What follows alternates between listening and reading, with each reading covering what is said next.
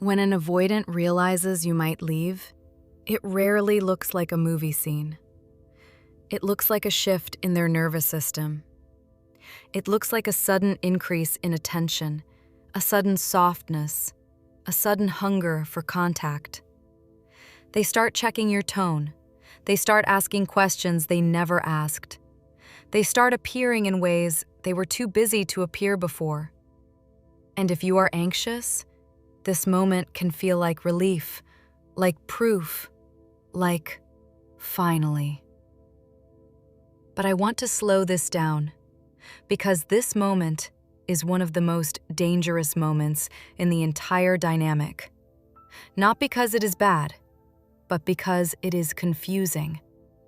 It can be the beginning of repair, or it can be the beginning of a deeper loop. And your job is not to guess which one it is. Your job is to read the structure accurately. Because the truth is simple. Many avoidants do not move toward you when they feel safe. They move toward you when they feel threatened. Not threatened by you as a person, but threatened by the loss of access. Threatened by the reality that the dynamic is no longer under their control. And that is what we are decoding today. The moment they realize you might leave, what it really means, what it really triggers, and how you respond with warmth without collapsing, so you do not trade your peace for a temporary surge. Let me name the core mechanism first, because once you see it, you cannot unsee it. Avoidant attachment is organized around autonomy as safety. That means their nervous system feels safest when they believe they have space, options, and an exit route. They can want closeness. They can enjoy closeness. They can even feel attached. But when closeness implies expectation, responsibility, permanence, or repair, their system can interpret it as danger. So they manage closeness by managing distance. They come close, then they pull away. They offer warmth, then they go vague. They return when you detach, then they withdraw when you relax. That push and pull is not random. It is a regulation strategy. It is how they keep intimacy in a range that does not overwhelm them. Now here is the part that anxious attachment needs to understand with compassion for yourself. Anxious attachment is organized around safety through closeness and clarity. So when you feel distance, your system does not just feel sad, it feels unsafe. It starts scanning. It starts interpreting. It starts trying to solve the person. And when you receive a surge of attention after a period of distance, your body experiences relief. That relief is powerful. It feels like safety returning. It can even feel like love. But relief is not love. Relief is your nervous system coming out of threat.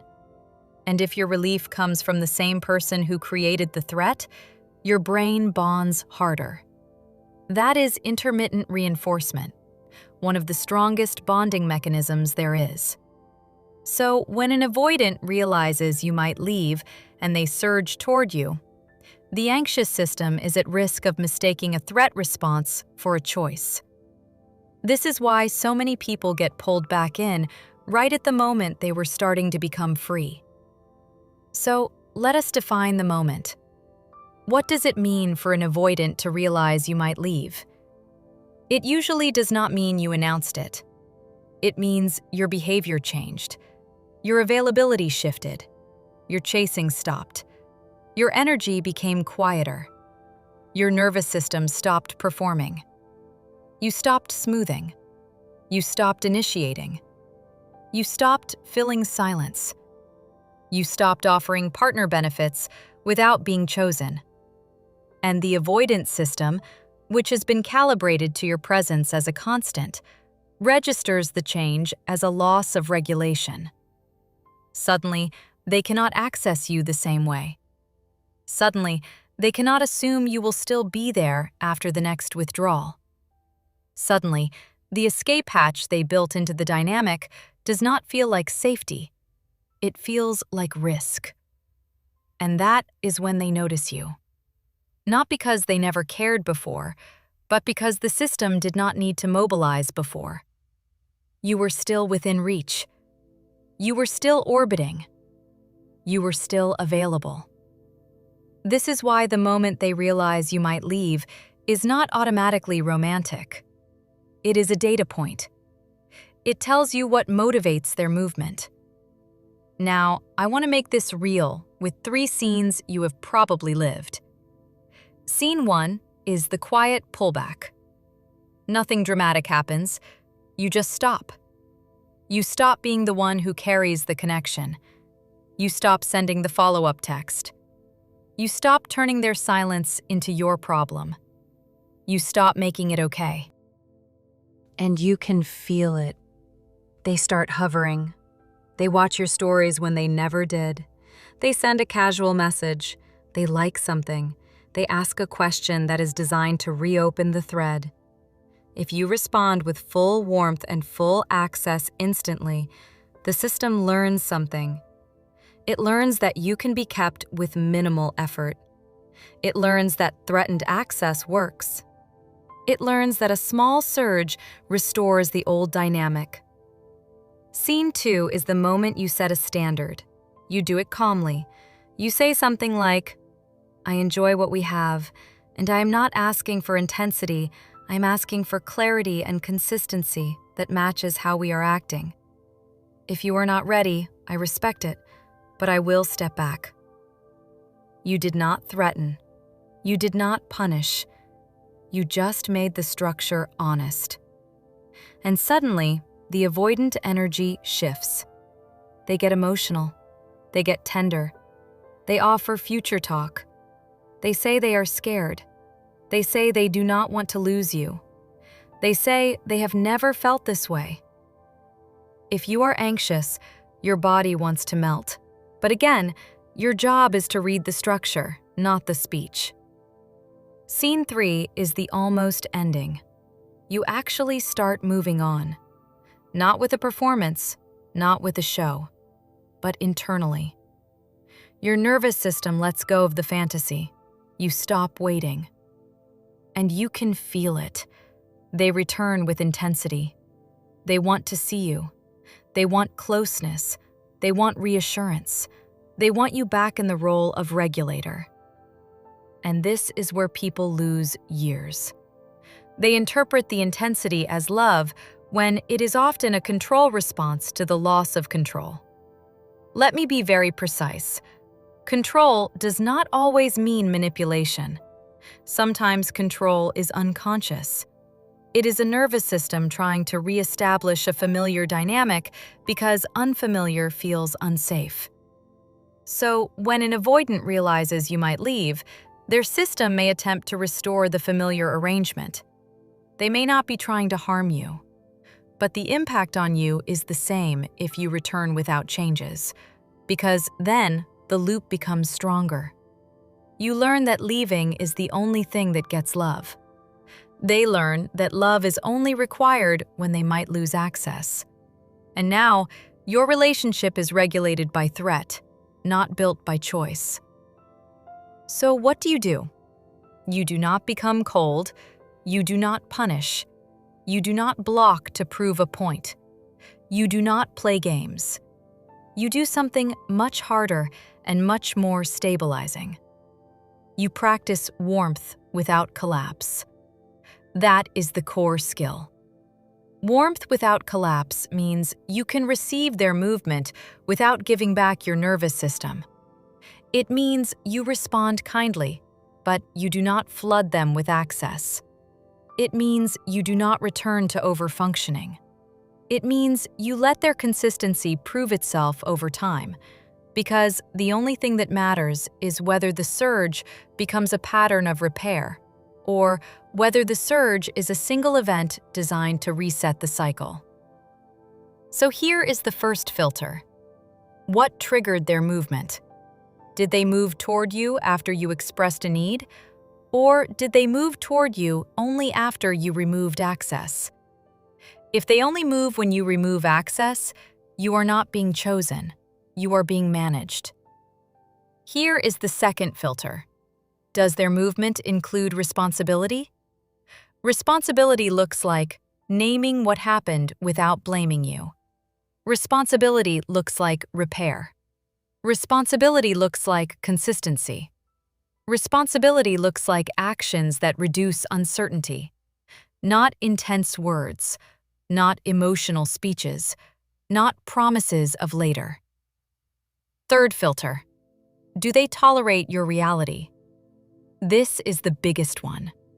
The moment they realize you might leave, a capable avoidant does something different than an avoidant who is using control as a lifestyle. A capable avoidant might still be avoidant. They might still feel fear. But they can tolerate the reality that your feelings exist and matter. They do not punish you for standards. They do not make you beg. They do not demand that you shrink your needs to keep them comfortable. They can say, I move slowly, but I am choosing you. They can say, I get overwhelmed, but I will communicate. They can say, I want to keep building, and I will show you. An avoidant who is using control as a lifestyle cannot tolerate your reality. They will try to make your needs feel embarrassing. They will try to make your standards feel like pressure. They will offer closeness but refuse clarity. They will accept benefits but reject accountability. They will give you just enough to keep you, not enough to keep you safe. So when they realize you might leave, they surge. But the surge is not followed by repair. It is followed by a reset. You feel close again, then you relax, then they withdraw, and the cycle restarts. Now I want to name the hidden trap in this moment, because it is subtle. The trap is that anxious attachment often experiences the avoidant surge as proof that the anxious person was right all along. You think, see, they do care. See, they do not want to lose me. See, I just needed to be patient. But that is not the lesson. The lesson is that your leaving creates movement. It does not prove capacity. It proves dependence on your regulation. The question is not whether you can trigger their pursuit. The question is whether they can build a relationship that does not require you to threaten absence to receive care. Because a healthy relationship is not a system where love appears only at the edge of loss. Healthy love is steady choice. So let us translate what this moment means in nervous system terms. When you stop chasing, the avoidant loses a stabilizer. Your pursuit was actually regulating their attachment anxiety. That sounds backwards, but it is real. An avoidant often feels safest when they are wanted but not required. When you chase, you signal desire, but you also take responsibility for keeping the connection alive. That reduces the avoidant pressure to show up. When you stop chasing, the avoidant feels the pressure of choice. Choice is responsibility. Responsibility is vulnerability. Vulnerability is risk. And risk activates their system. So they move toward you to reestablish safety, not necessarily to build intimacy. It is the difference between reconnecting to regulate and reconnecting to repair. Reconnecting to regulate is driven by discomfort. Reconnecting to repair is driven by care. Both can look similar on the surface, which is why anxious people get confused. The difference is in what happens next. Repair creates forward motion. Regulation creates repetition. So now, we need a response strategy that is simple and powerful. Step 1 is regulation. Before you respond to the surge, you regulate your own body. Because the surge will activate you. Your anxious system will want to merge. It will want to secure. It will want to lock it down. It will want to talk. It will want to fix. But you do not respond from activation. You respond from clarity. So you breathe. You slow. You remind yourself, intensity is not proof. Step 2 is measured warmth. You respond kindly, but you do not flood. You do not return to constant messaging. You do not cancel your life. You do not give immediate partner access. Not because you are punishing them, but because you are protecting the dynamic from being built on panic. Step 3 is the standard. You hold the calm standard that makes the structure honest. You do not repeat it 10 times. You do not argue for it. You set it once, and you observe. The standard sounds like this.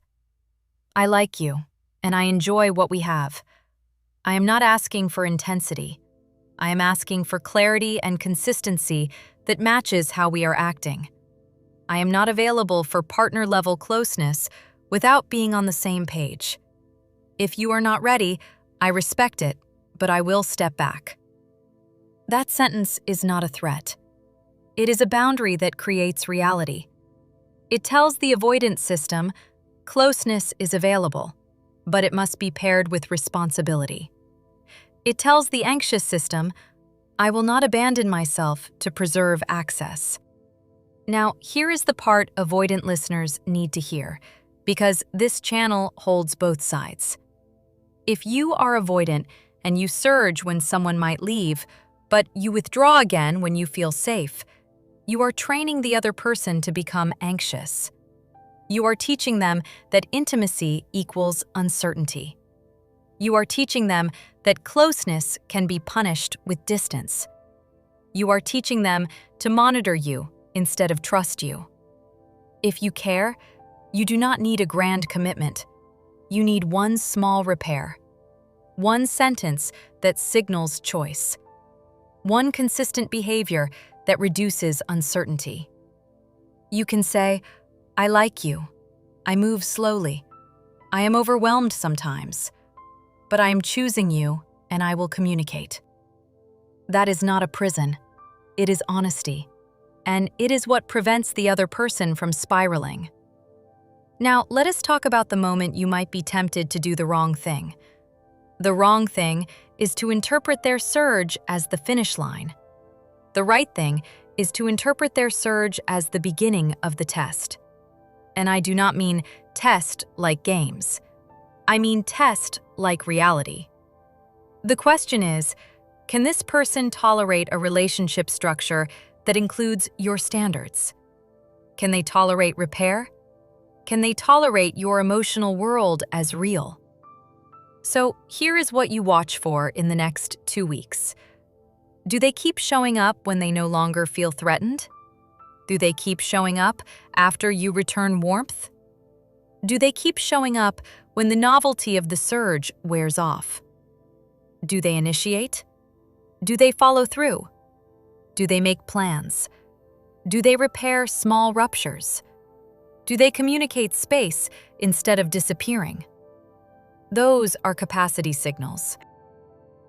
Now here are the red flags that tell you the surge was control-based. They become intense. Then they go vague. They offer future talk, then they avoid present behavior. They ask for reassurance, but they do not provide reassurance.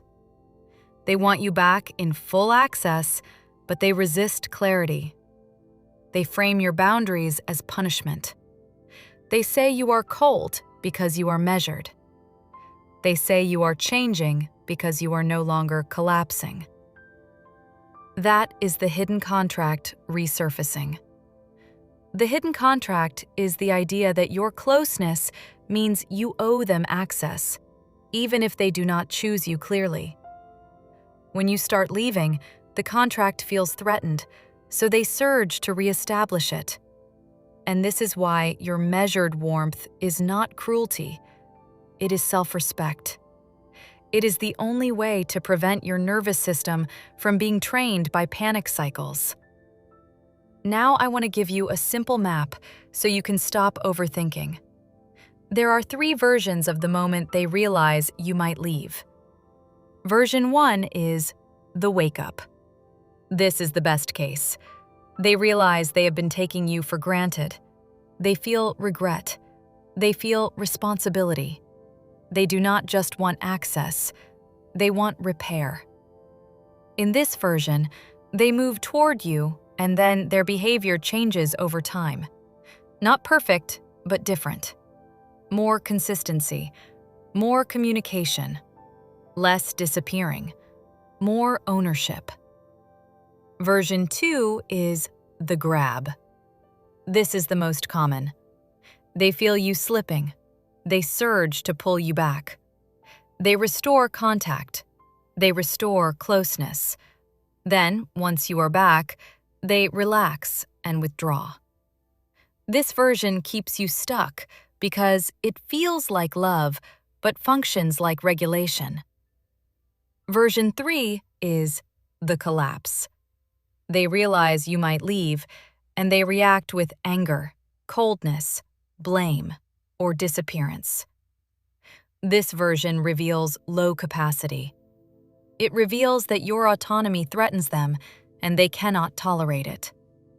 Now, your job is not to label them as good or bad. Your job is to decide what structure you are willing to live inside. Because your nervous system is the cost of staying in the wrong structure. If you are anxious, you have probably been taught to measure love by intensity. You have probably been taught to measure hope by returns. But the only proof is consistency over time that reduces uncertainty and includes repair. Texting is not proof. Sex is not proof. Returning is not proof. Intensity is not proof. The only proof is steady behavior that makes your body rest. So, if this episode lands, I want you to leave with one stabilizing truth. The moment an avoidant realizes you might leave is not the moment you win them. It is the moment the pattern becomes visible. And when the pattern becomes visible, you get your power back. Because you stop trying to earn safety from someone who is using your anxiety as the glue. You stop confusing surges with capacity. You stop negotiating down to stay connected. You stop shrinking your needs to preserve access. You choose warmth without collapse. You choose standards without drama. You choose proof-based thinking over story-based thinking. And if they can meet you there, you build. If they cannot, you do not stay in a structure that requires you to abandon yourself to keep someone near. Because the right person does not need to be scared of losing you to finally treat you well. The right person chooses you while they still have you. Welcome to PsychBond. You're safe here.